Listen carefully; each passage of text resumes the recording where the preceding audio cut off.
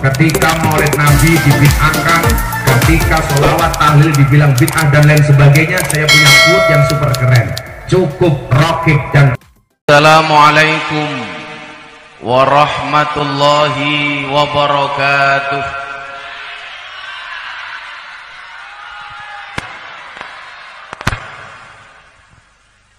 Alhamdulillahi rabbil alamin wa kafa. Assalatu wassalamu ala sayyidina Muhammadinil Mustafa wa ala alihi wa sahbihi ahli sidqi wal wafa. Subhanaka la ilma lana illa ma 'allamtana innaka antal alimul hakim. Wa tub alaina innaka antat tawwabur rahim. Rabbi shrahli sadri wa yassirli amri wahlul 'uqdatam min lisani yafqahu qawli, amma ba'du. Hadratal muhtaramin, para masyayikh, para kiai, para habaib, tokoh-tokoh agama yang saya muliakan, wabil khusus sahibul ma'had yang saya takzimi, para pejabat yang berkenan hadir dalam semua tingkatannya, termasuk TNI Polri yang saya hormati, segenap panitia pengajian yang sonnya kurang membanggakan. Insya Allah ini son terbaik tingkat RT. Itulah bedanya sound system sama cewek. Sound system dimodali banyak kelihatan wujudnya, cewek dimodali banyak diambil temannya.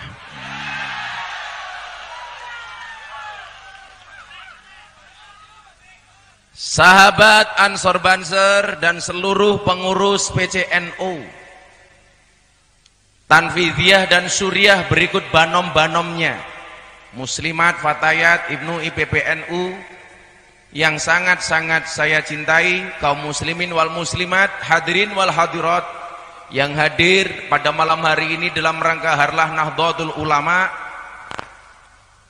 yang ke-96 yang bertempat di Pondok Pesantren Tebu Ireng 3 yang saya hormati. Kalau dilihat dari tepuk tangannya pasti itu santri putri. Saya doakan besok dapat suami kiai, rambutnya gondrong.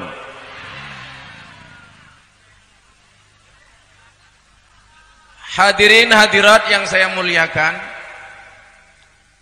apa sih sebenarnya tujuan Allah menciptakan manusia? Jawabannya jelas. Wa ma khalaqtul jinna wal insa illa liya'budun. Tidaklah aku ciptakan jin dan jun kecuali untuk beribadah, untuk menyembah Allah Ta'ala. Tugas pokoknya adalah penghambaan diri dari seorang makhluk kepada Allah Sang Khalik, dari seorang hamba kepada Tuhannya. Bagaimana kemudian kita menyembah dan apa tugas kita? Jelas, manusia Allah ciptakan tujuannya salah satunya adalah untuk alladzi khalaqal mauta wal hayata liyabluwakum ayyukum ahsanu amala. Jadi tugas manusia di dunia ini adalah dari lahir sampai mati untuk membuat cerita, untuk membuat hikayah yang cerita-cerita ini besok akan bisa dibaca oleh anak cucu kita. Kalau orang kayak Gus Miftah bikin ceritanya, jelas bisa dilihat karena tiap hari ada postingan di YouTube. Sampai di Korea Selatan saya dapat julukan wali YouTube. Bahkan sekarang saya dapat julukan wali bokong truk. Kenapa? Karena saya dinobatkan mendapatkan lembaga prestasi Indonesia dan dunia sebagai selebriti yang paling banyak gambarnya di bokong truk. Ada hampir 200 truk web itu gambar saya. Berikut quote-quote-nya. Contohnya saya ngomong soal jodoh, di situ ada gambar saya plus ada quote-nya Gus Miftah soal jodoh. Umpamanya gambarnya Gus Miftah, quote-nya apa? Nyamuk saja ditepuk pakai 12 telapak tangan, masa cintamu bertepuk sebelah tangan?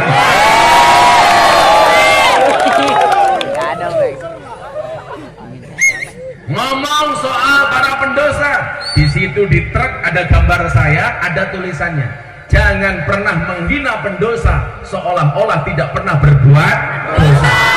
Yang paling parah, bib, satu mobil tangki sedot WC, gambarnya Gus Miftah, tulisannya apa? Silitmu adalah rezekiku.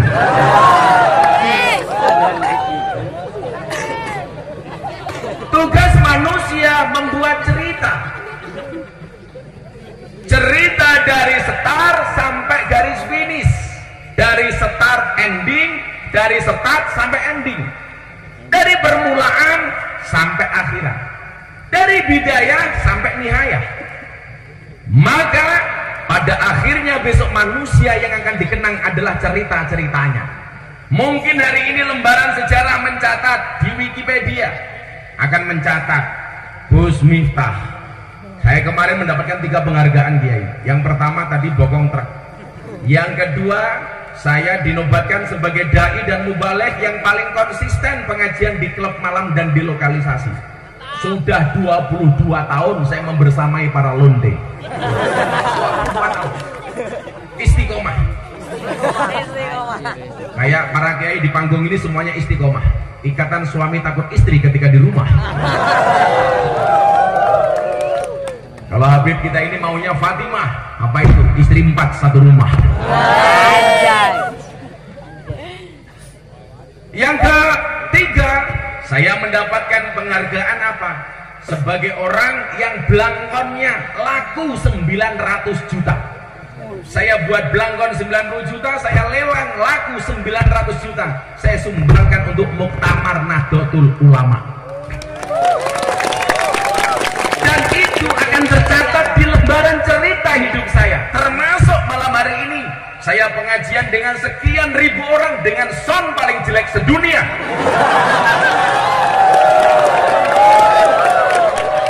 Akan masuk dalam lembaran cerita.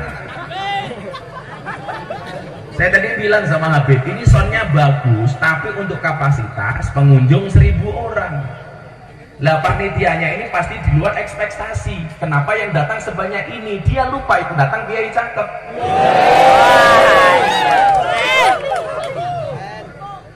Sombong amat. Maka cerita yang akan dikenang oleh anak cucu kita adalah Alladzi khalaqal mauta wal hayata liyabluwakum ayyukum ahsanu amala. Yang akan dikenang adalah cerita yang baik, yang ahsanu amala. Maka semua di antara kita semua membuat cerita. Maka ada orang mengatakan bahwa hidup itu seperti panggung sandiwara. Kita tiap hari seperti membuat film untuk diri kita sendiri. Maka coba Anda lihat, ketika Anda menangis seperti drama Korea. Ketika Anda bertengkar, berkelahi seperti film laga dan film action. Ketika Anda ketawa seperti film komedi. Ketika Anda bertengkar di rumah tangga seperti layangan putus. Dancuk isone iki.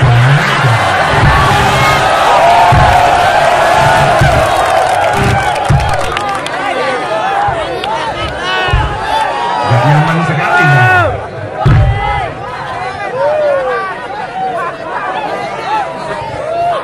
Coba mic malah modar.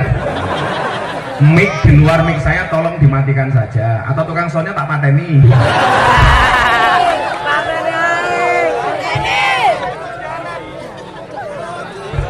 Ini bagaimana saya mau sholawatan, padahal saya mau nyanyi Kartonyono Medhot Janji. Kiai itu modalnya mic. Jadi kalau pendekar itu modalnya pedang. Lah kiai itu ngaji modalnya mic. Jadi bagus enggaknya suasana pengajian itu tergantung sound systemnya. Kalau kayak gini kan aku bad mood.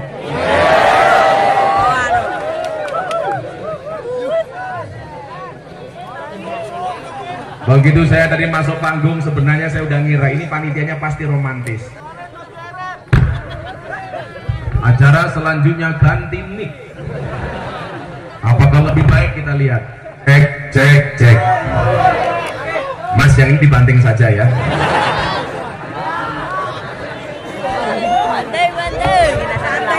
Saya tuh nggak mau ngaji ngotot-ngotot Beb, karena jadwal saya banyak banget. Saya di Riau ini ada 12 lokasi, besok ke Jawa Tengah, Jawa Barat 21 lokasi, lanjut ke Lampung 10 lokasi, lanjut ke Kalimantan 10 lokasi.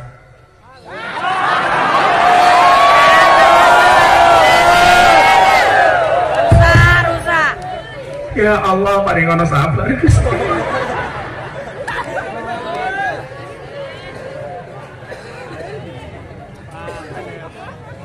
Soalnya dibayar belum toh?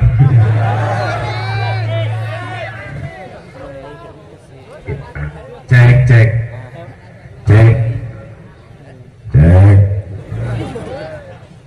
Lah cerita yang akan dikenang oleh anak cucu kita tentunya cerita-cerita terbaik. Maka coba ini yang muda-muda dimulai dengan setar yang bagus, bidayahnya harus bagus. Sehingga kemudian apa? Orang yang mempunyai cerita yang baik akan dikenang. Saya sekarang bilang begini, Wid. Rokib dan Atid itu sekarang sudah tidak pernah mencatat amal manusia. Kok bisa, Gus? Iya, karena semua manusia mencatat amalnya diri sendiri. Melalui apa? Melalui HP-nya masing-masing. Maka salah satu quote saya yang paling keren di bokong truk itu apa? Ketika Maulid Nabi dibid'ahkan, ketika sholawat tahlil dibilang bid'ah dan lain sebagainya, saya punya quote yang super keren. Cukup Rokib dan Atid yang menilai amalku, cangkemmu ra usah melu.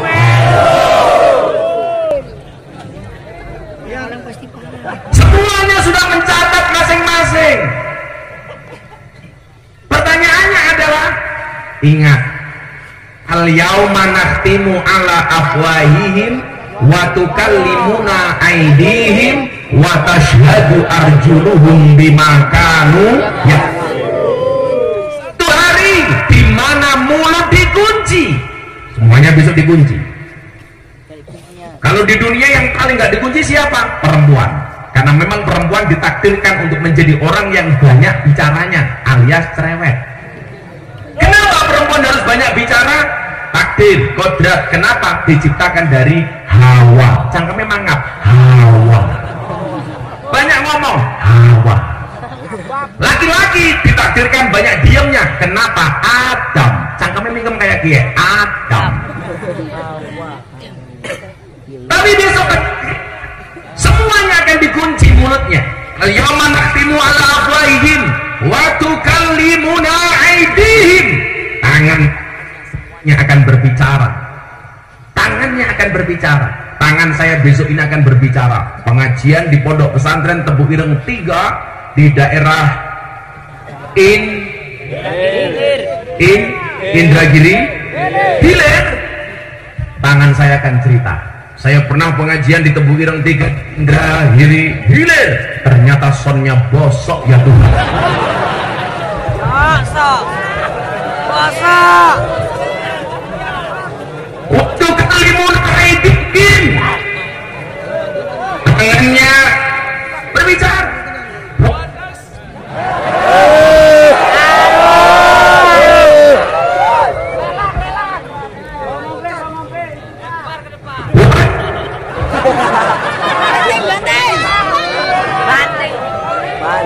Padahal di siang cek namanya Kombes Imam Saputra.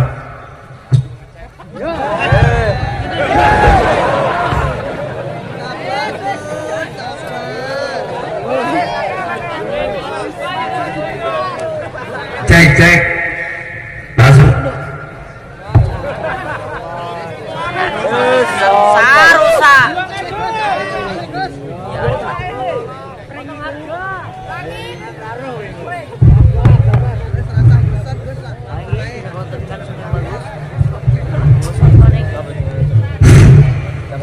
Jangan disebul, Mat.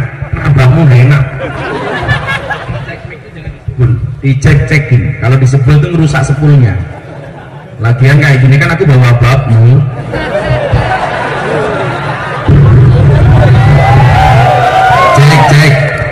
Sebetulnya persoalannya bukan pada mic-nya, tapi soalnya bosoknya.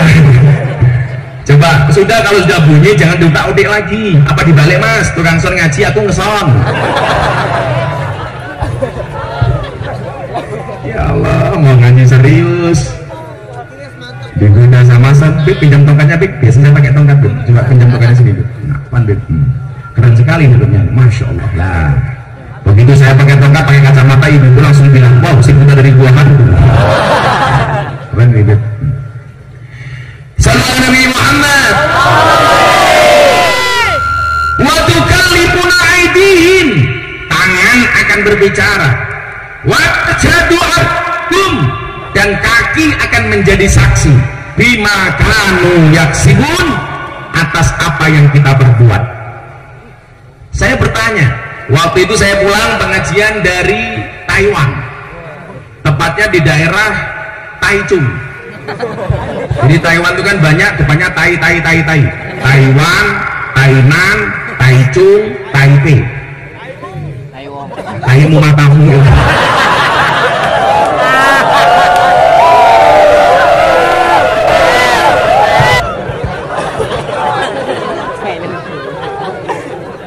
Saya itu makanya saya itu nggak pernah mau manggil santriwan atau santriwati.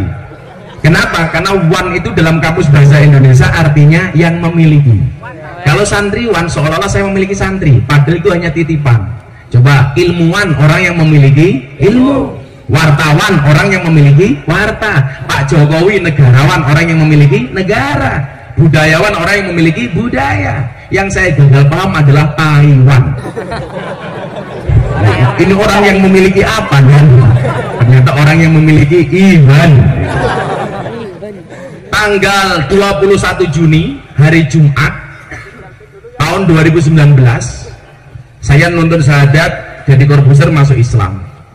Semu 21 sore saya ajak jadi Corbuzier sowan Kiai Ma'ruf Amin wakil presiden. Hari Jumat tanggal 22 saya berangkat ke Taiwan. Tanggal 22 saya pengajian, tanggal 23 saya pengajian ke Taiwan. Pulang tanggal 24 di pesawat tuh saya nggak bisa tidur. Bukan karena pramugarinya cantik-cantik, itu mah biasa. Kan saya pakai kacamata hitam supaya kalau melihat dia mataku nggak kelihatan. Di pesawat Beb, anak mikir, kenapa mulutnya dikunci? Yang berbicara tangan, yang menjadi saksi kaki. Kenapa kok dikunci? Saya baca berulang-ulang ayat ini dalam surat Yasin. Why? Kenapa yang ditutup mulutnya, yang berbicara tangannya? Ternyata jawabannya hari ini, orang bermaksiat, berbuat dosa banyak dengan menggunakan jempolnya, dengan menggunakan jari jemarinya, melalui apa? Postingan di medsos masing-masing. Hari ini orang membuli tidak menggunakan mulutnya, mencaci maki tidak menggunakan lisannya, tetapi menggunakan postingan-postingan di media sosial yang kita miliki masing-masing. Maka saya bilang, hati-hati, jarimu ada harimau.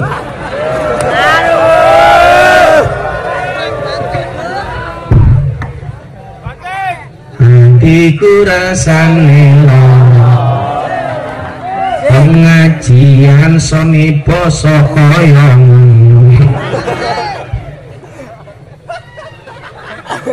What? Hai.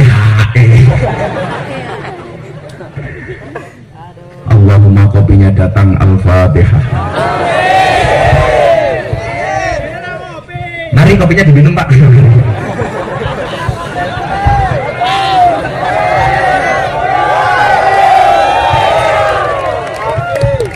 Kompleks sudah penderitaan itu. Coba hari ini, begitu gampang kita mencaci orang dengan menggunakan postingan-postingan HP kita. Maka banyak orang ditangkap sama Pak Polisi gara-gara apa? Gara-gara medsos kita. Hari ini paling marak orang kemudian membicarakan agama orang lain, bahkan mempertanyakan Tuhan orang lain. Hati-hati. Kalau konsep Ahlussunnah wal Jamaah jelas, dalam beribadah, dalam beragama, kita mengenal istilah wasatiyah, moderat. Jangan sekali-kali menghina sesembahan orang lain. Wala tasubbul ladina yad'una min dunillah fayasubbullah adwam bighairi ilm. Nggak boleh kita menghina sesembahan orang lain. Makanya kenapa dengan gagah Gus Miftah masuk ke gereja, karena diundang untuk ceramah kebangsaan dalam rangka peresmian gereja di Jakarta Utara. Semua orang mencaci. Guru saya Habib Lutfi, panggil saya ke Pekalongan. Nah, lanjutkan. Nggak masalah, apa juga biasa. Orang bilang Gus Miftah masuk gereja kafir. Saya bilang kalau saya kafir gampang, sahabat lagi. Orang kafir 70 tahun membaca kalimat la ilaha illallah sekali itu terbakat kafirannya. Saya tiap membaca tahlil kok dibilang kafir, itu namanya apa? Dolanmu kurang ado, turumu kurang bengi, koncomu kurang oke, kopimu durung teko.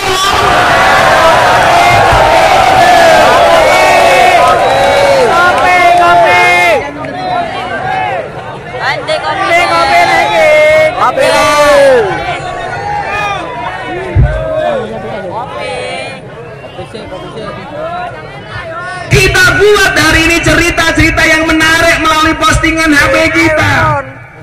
Santri, besok kamu harus tahu nak, bahwa kemudian ternyata kita bisa masuk surga loh karena medsos kita, karena HP kita.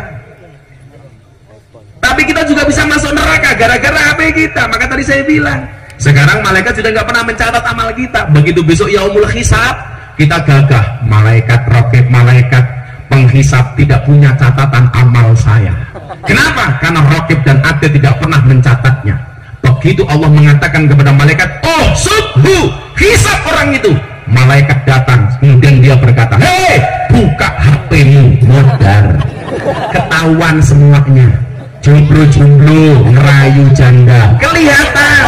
Ecin, kelihatan. Pengalaman matamu. Ngajar soal Boris. Dibilang saya pengalaman. Kan iya. Sorry bro, jamaah gua artis di Jakarta rata-rata janda. Aura Kasih, wow. Rika Salim, wow. Selin Evangelista, wow. Nikita Mirzani, wow. Jadi orang beb, kalau di Jakarta dimusuhin sama ustadz karena perilakunya dianggap jelek, banyak maksiat dan lain sebagainya, itu pasti saya datangi. Karena bagi saya apa? Orang baik dan orang buruk itu bedanya tipis. Orang baik pernah berbuat buruk dan orang buruk pasti pernah berbuat baik. Makanya orang baik punya masa lalu, orang jelek pasti punya masa depan. Makanya saya gak pernah marah. Itulah alasan kenapa saya di Jawa dikasih julukan Gus Miftah, presiden para pendosa. Ada siapa? Tercangkemmu. Malah pengalaman. Kan aku jadi ketahuan.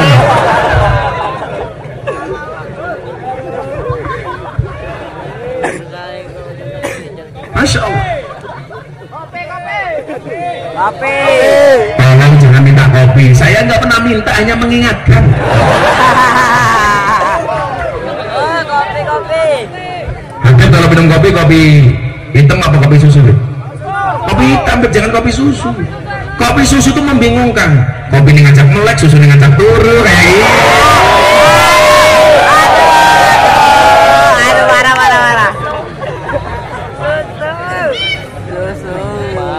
Saya ulangi, ini semuanya bawa HP. Coba.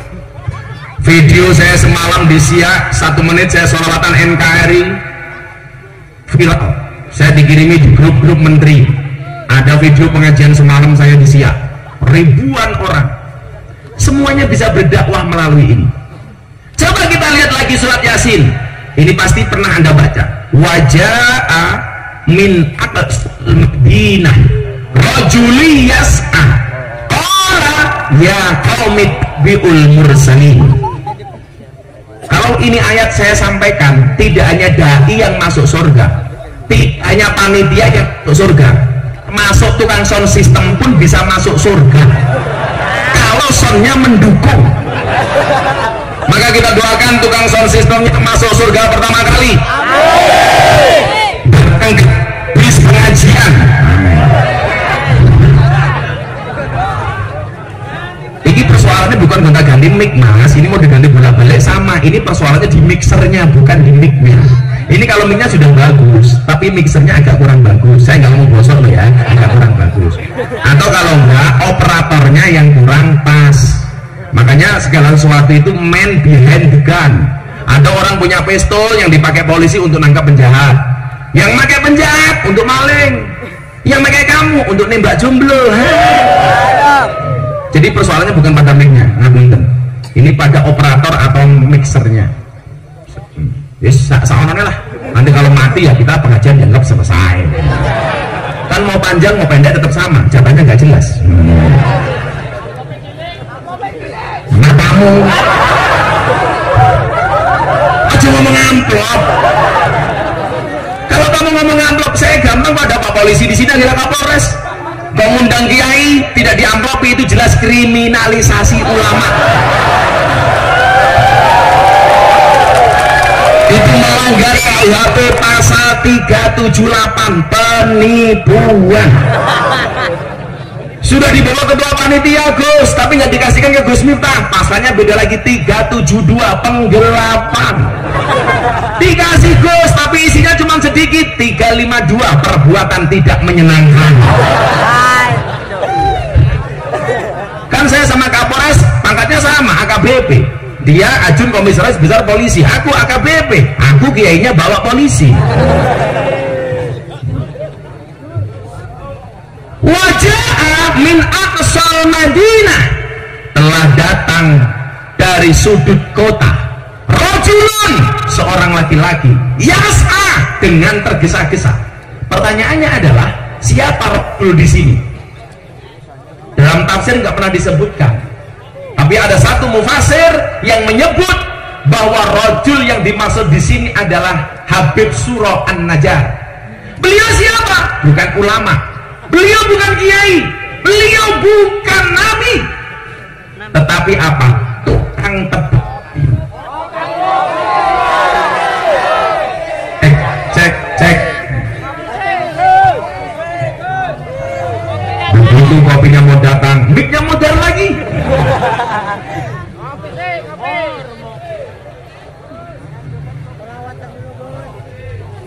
Siapa tahu kopinya datang, soalnya benar.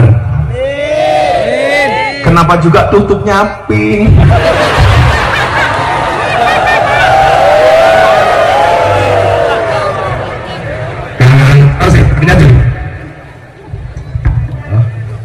Oh, kamu jomblo? Oh. Saya itu nggak pernah minum kemasan-kemasan kayak gini, Pak. Jadi rahasia saya sehat, badan saya fit karena saya nggak pernah minum air kemasan. Jadi saya nggak pernah minum soft drink, soft pack, saya nggak pernah minum. Kita kasih kamu. Nangkapnya pinter banget, mantan copet ya.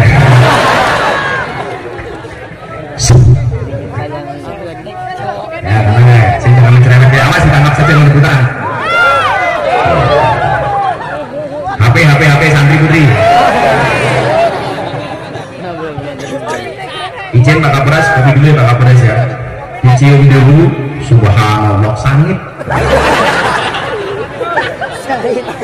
Santri putri tahu kenapa kopi rasanya pahit? Karena manisnya kamu habiskan. Tapi bohong.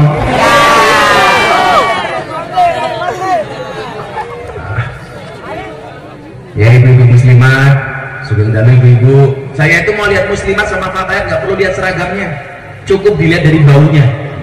Fatayat baunya parfum, muslimat balsem.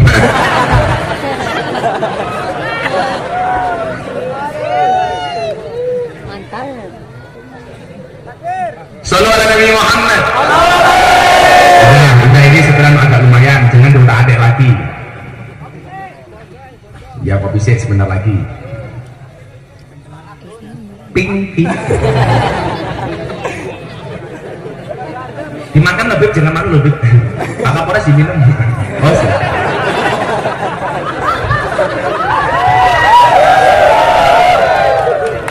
Pak Kapolres orang Solo, Pak Kapolres. Tambah Jokowi.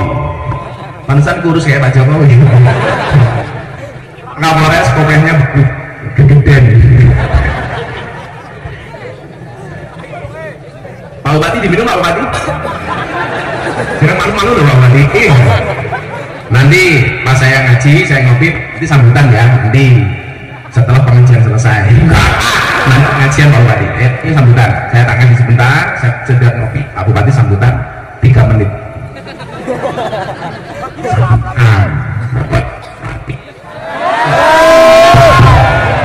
Cek, pokoknya Bupati mau berangkat ngaji saya doakan selamat, amin. Wong pengen di apa namanya prestasi di masyarakat itu gak mau Bupati pengajian hadir walaupun nggak nyumbang itu maka sudah bagus. Kadang-kadang kan kalau jadi Bupati diundang susahnya minta ampun, maka tepuk tangan untuk Pak Bupati. Wow. Ya saya bilang begini supaya amplopnya ditambahin.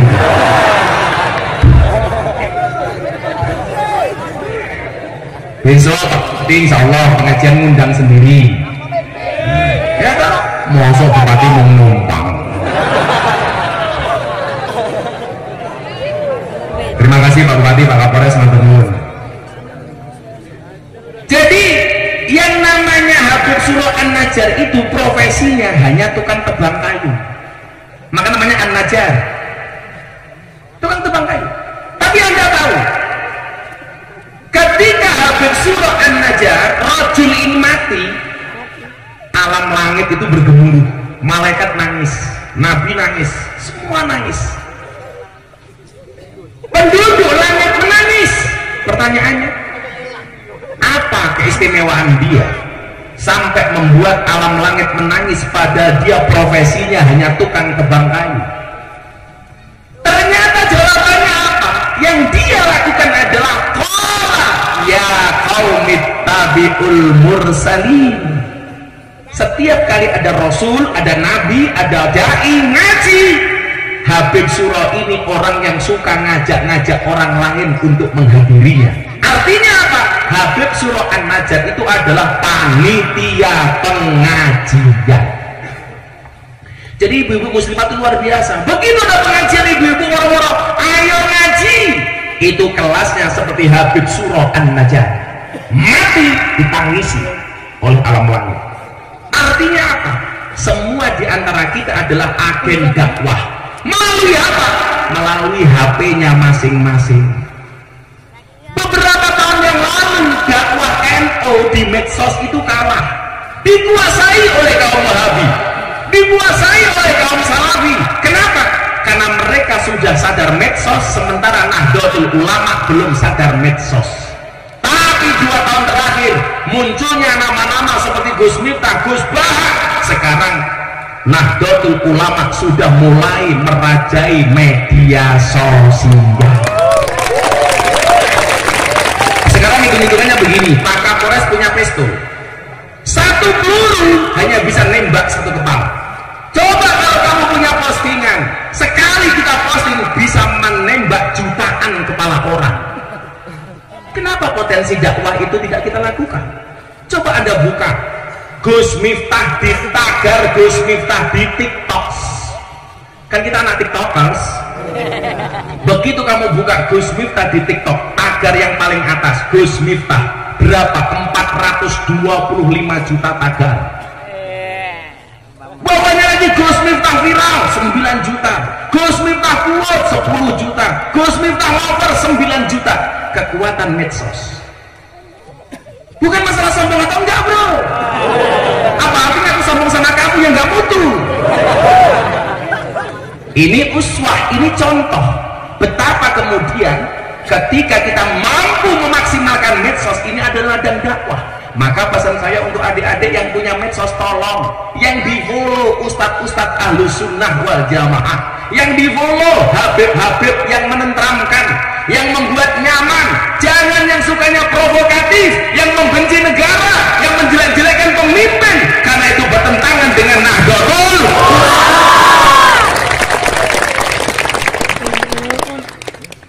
Saya bilang begini, Gus Miftah itu kan jokower banget nanti dulu. Saya posisinya wasatiyah, moderat. Pak Jokowi benar, saya dukung. Pak Jokowi adalah salah sebagai presiden, kita kritisi, tentunya bil ma'ruf, dengan cara yang baik. Pak Bupati benar, dukung, sama, dikritisi, boleh. hari ini saya mengkritisi pemerintah tapi dengan bahasa yang santun. Apa bahasa saya hari ini di postingan media sosial? Sudah ditonton 600.000 kali, padahal saya baru posting 3 jam. Postingan saya apa coba? Hei minyak goreng, kamu di mana? Kok kamu langkang? Saya bilang, hei oknum pejabat, dulu ketika kampanye kamu mengatakan suara rakyat adalah suara Tuhan. Sekarang rakyat butuh minyak goreng, kenapa engkau abaikan? Berarti engkau mengabaikan suara Tuhan. Apakah kira-kira pemerintah marah dengan kritik seperti itu? Enggak. Tahu dengan cara itu saya tambahi, wahai para pengusaha, hati-hati kalau kamu mempermainkan rakyat kecil. Doanya rakyat kecil dan terzalimi itu diijabah oleh Tuhan. Hei pengusaha, rungokno kupingmu. Kopinya tepat, aku semangat walaupun sangit.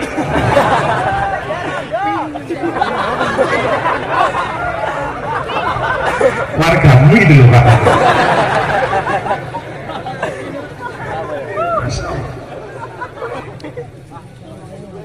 Kalau follow Habib yang menenteramkan.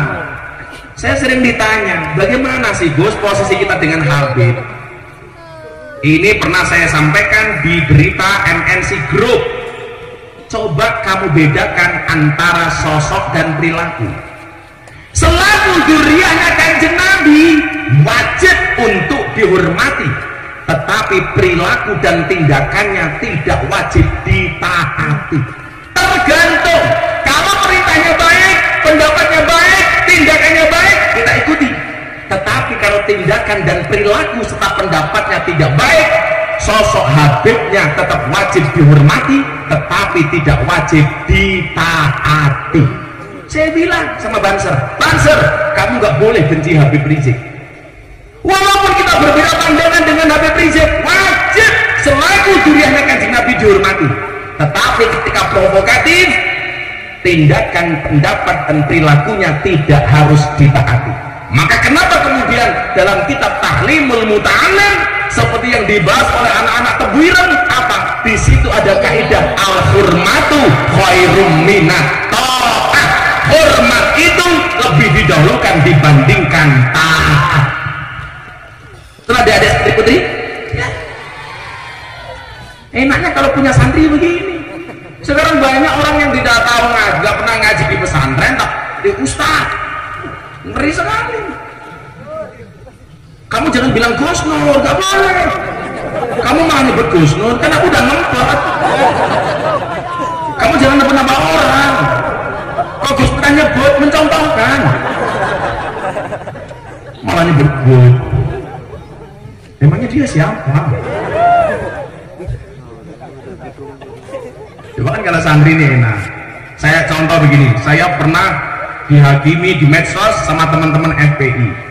Padahal konteks yang saya bicarakan itu adalah ilmiah. Jadi begini Pak Kapolres, Pak Bupati, Deddy Corbuzier itu sebelum masuk Islam, bulan Ramadan terakhir ketika dia sebelum masuk Islam, dia kan nggak puasa. Saya datang ke rumahnya membawa masakan Padang, karena Gus Miftah itu hidupnya seperti rumah makan Padang, sederhana sih tapi semuanya ada.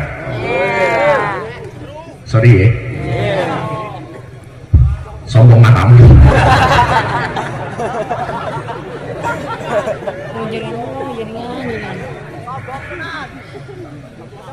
Saya bawakan masakan Padang. Deddy Corbuzier itu punya konsep diet OCD.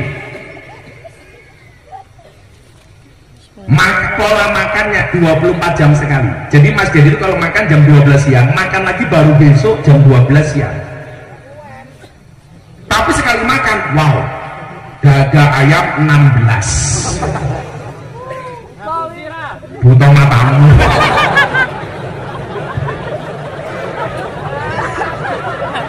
Dan warganya Pak Bupati nganyi lagi tenang.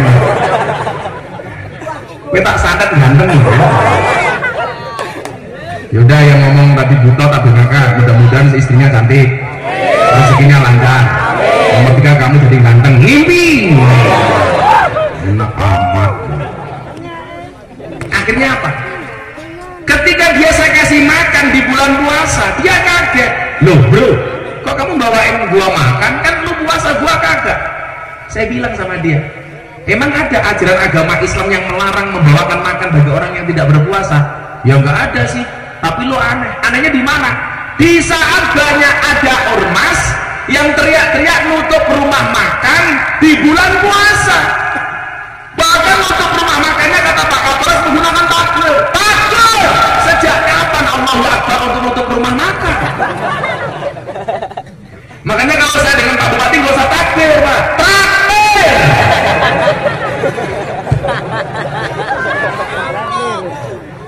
Traktir. Saya itu jarang teriak takbir, kenapa? Karena saya nggak mau menganggap takbir itu barang murah. Kalau dulu zaman Belanda, penjajahan para kiai, begitu meneriakkan kalimat takbir, mohon maaf, kacang tanah diteriaki takbir Allahu Akbar oleh para kiai dilempar jadi granat. Bambu runcing bisa mengalahkan tank. Kenapa Gus Miftah sering ngomong danco? Karena danco itu bukan misuh, tapi nama tokoh Belanda yang diabadikan jadi nama tank. Tanknya itu kecil, yang bisa masuk ke perkampungan di Surabaya. Begitu tanknya ini datang, orang Surabaya teriak-teriak danco, danco, danco. Itu nama tokoh di Belanda, Pak. Saya sampai studi belajar di perpustakaan Belanda dan itu benar.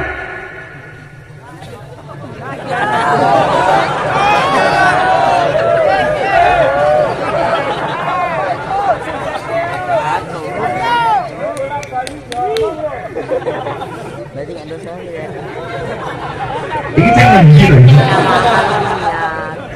Pak Bupati itu warga Jakarta berapa persen Pak Bupati? Ada 40%. Oh 40%. Masa cuma 16% Pak Bupati? Ini Jawa semua. Kamu jangan menghina aku.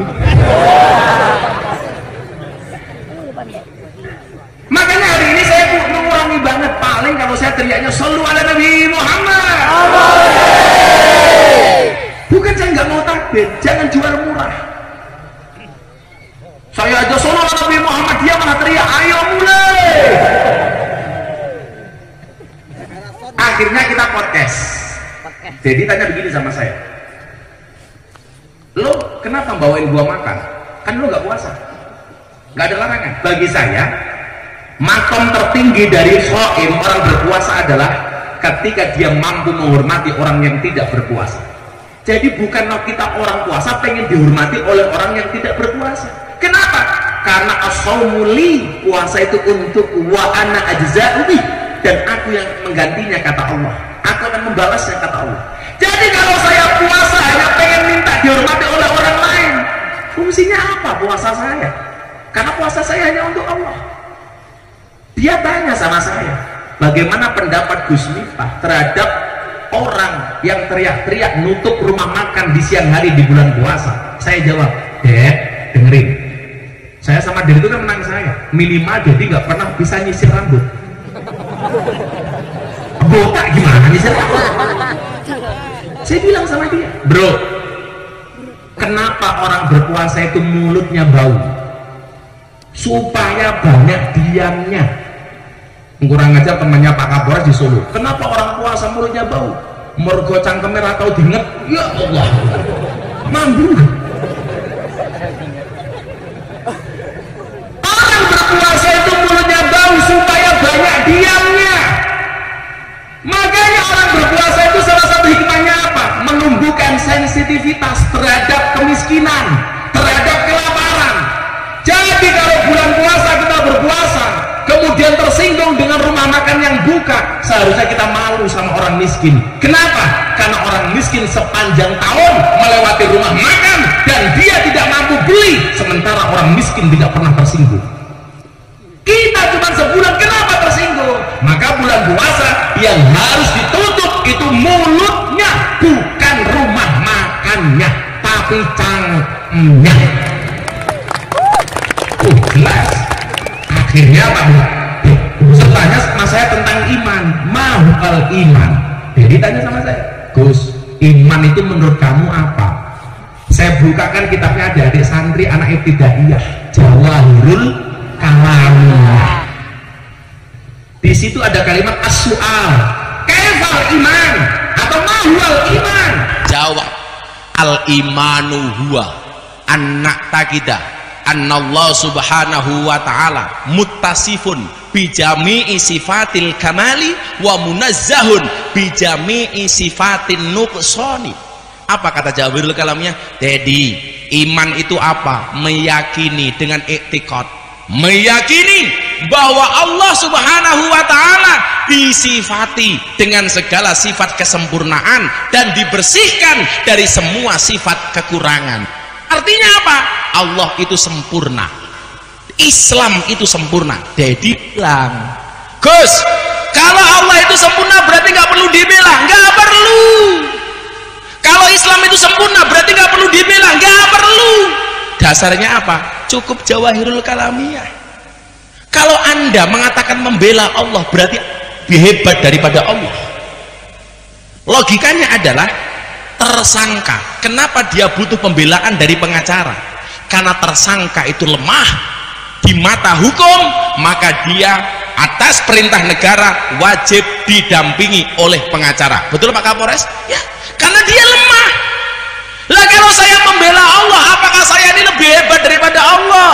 Wong Allah itu sempurna. Bagaimana dengan Islam? Al yauma akmaltu lakum dinakum. Allah menurunkan agama Islam itu sempurna. Kalau saya membela Islam berarti saya meragukan kesempurnaan Islam. Maka bagi saya yang benar bukan front pembela Islam, tetapi front pembela Muslim.